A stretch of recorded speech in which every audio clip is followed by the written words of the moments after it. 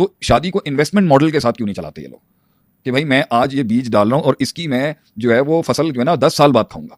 ये पूरी जो अभी नस्ल आ रही है ना, जो जेन जी ले लें आप, जेन अल्फा ले लें, गामा शामा पता नहीं क्या इन्होंने बना दिया आगे से, हमारे वाले मिलेनियल्स ले लें, इनमें सबसे बड़ा इशू ये आ रहा है कि ये एक लॉन्ग टर्म पर्सपेक्टिव से किसी चीज की बुनियाद ही नहीं रखते। तरक्की चाहिए इनको 2 मिनट में चाहिए, दुनिया पे उरूज चाहिए 2 मिनट में चाहिए, इनकलाब इनका 2 मिनट का, इनके स्पीकर 2 मिनट के इनकलाबी, हर लिहाज से इनकी जिंदगी में तेजियां, इनको दौलत पैसा शोहरत सब कुछ चाहिए। ये इस सोच से काम ही नहीं करते कि ये मुझे एक मेरी शॉर्ट टर्म इन्वेस्टमेंट है, एक मेरी लॉन्ग टर्म इन्वेस्टमेंट है। शादी ने इंसान की बहुत से मसाइल को एड्रेस करना होता है जैसे जैसे वक्त बढ़ेगा आगे जाए, और इसके अंदर हर फेज में 100 की डील नहीं हो सकती कि जो आप एक्सपेक्ट कर रहे थे वही हर मॉडल में। ये आप ये क्यों नहीं देखते कि भाई मैं शायद उसके लिए इस मॉडल में 100% नहीं हूं। कभी किसी मर्द ने ये सोचा है औरत के लिए कि मैं इससे अच्छा आदमी इसको इस फेज में मिल सकता था मुझसे, अगर वो गुजारा कर रही है?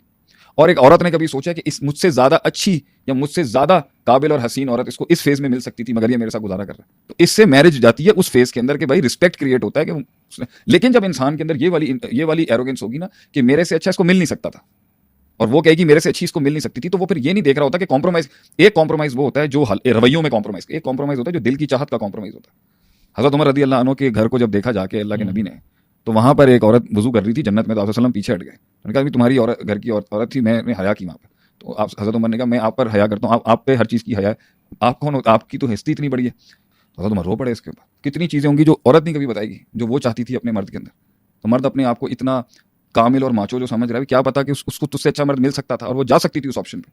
गुजारा किया ना उसने, जिस्म की स्मेल से लेके वॉशरूम एथिकल मैनर से लेके जुबान और खाने के तरीके से लेके क्या कुछ नहीं मियाँ बीवी एक दूसरे का बर्दाश्त करते हैं। इन्वेस्टमेंट होती है ना कि भाई मैं इस पौधे को यहाँ पर इतना ग्रूम करूंगी, इसको इतना स्टाइलिश बनाऊंगी, इसको इतना एलीट बनाऊंगी, ये सब चीज़ें दोनों इन्वेस्ट करके चल रहे होते हैं। तो देयर आर 50 थिंग्स। असल चीज़ होती है कि क्या सही जगह पे बीज डाला ही नहीं डाला।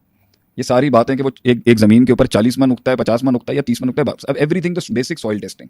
अगर जमीन ठीक है और वो इतना पोटेंशियल रखती है कि वो 40-50 मन गंदम दे सकती है 1 एकड़ के ऊपर, फिर आगे बीज की क्वालिटी, किसान की मेहनत, फर्टिलाइजर और यूरिया और डीआईबी और क्लाइमेट चेंज और वेदर फोरकास्ट और बारिशें और ये टिड्डी और ये लोकस्ट और ये इंसेक्ट पेस्टिसाइड, ये बात की कहानी। बेसिक सॉइल तो ठीक, अगर दोनों का बेसिक जोड़ में एक बेसिक खड़ा हुआ है तो उसको तो बिल्ड करना पड़ता है। फिर वो बिल्ड करने में एक पूरी 150% मेहनत है, कोई 8-10 सालों की, दोनों भाग रहे हैं उससे, तभी तो जाके वो बॉन्ड नहीं मिल रहा।